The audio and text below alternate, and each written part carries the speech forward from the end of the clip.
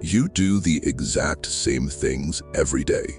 You wake up, you go through the motions, and you assume that because nothing changes, you are safely standing in place. But every single unthinking action is actually laying down pavement. You are constantly building a road, and that road is leading somewhere entirely independent of whether or not you are paying attention. You can see this contrast immediately when you observe people side by side. Some arrive in a new space and begin asking questions, staying late, and moving with absolute purpose. Others simply float on passive momentum, sweeping, eating, and sitting until the sun goes down. Watching others move with purpose highlights the gap between active effort and passive existence.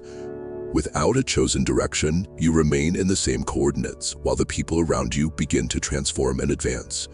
That creates a heavy kind of stillness.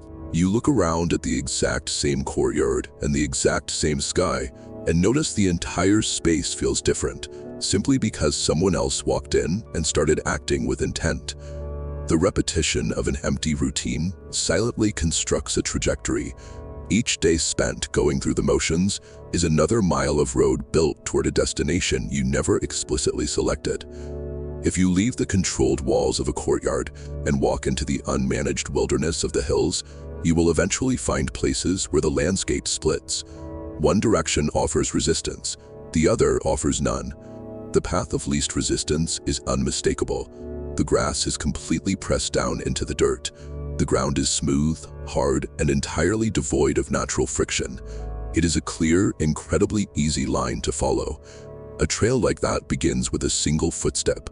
A heavy, unconscious action briefly presses down the tall grass, only for the environment to try and push back. Then comes the repetition. Day after day, identical actions strike the exact same spot.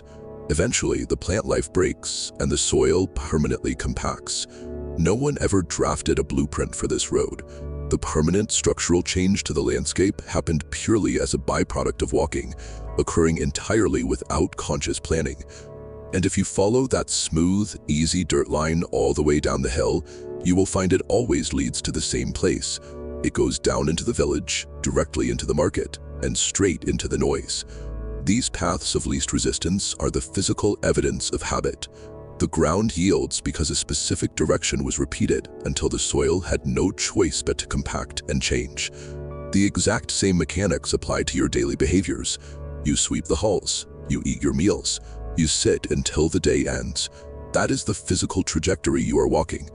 Every time you let your mind drift through an easy routine, you are compressing the soil of your own psychology. Your mental pathways harden exactly like the dirt under 1,000 footsteps. You cannot opt out of this process.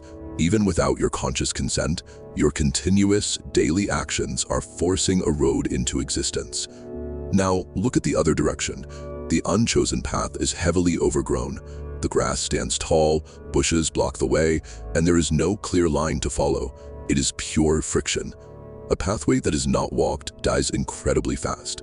The moment you stop engaging a habit, external resistance and natural decay surge right back in to swallow the space and erase whatever progress was there. Walking down an established road requires almost zero energy, but deciding to turn around and forge a brand new route means you have to trudge through the tall grass right from the beginning. It demands a severe, exhausting amount of effort. That is why choosing the difficult friction, like opening a text you have been avoiding instead of staring blankly at the sky, is so vital. Embracing that initial difficulty is the mandatory first action of clearing a new route. Every choice you make, no matter how small, is a step. Each step leaves a permanent imprint. The only way to override an unchosen destination is to endure the friction of those early steps, because the ground remembers. It always remembers.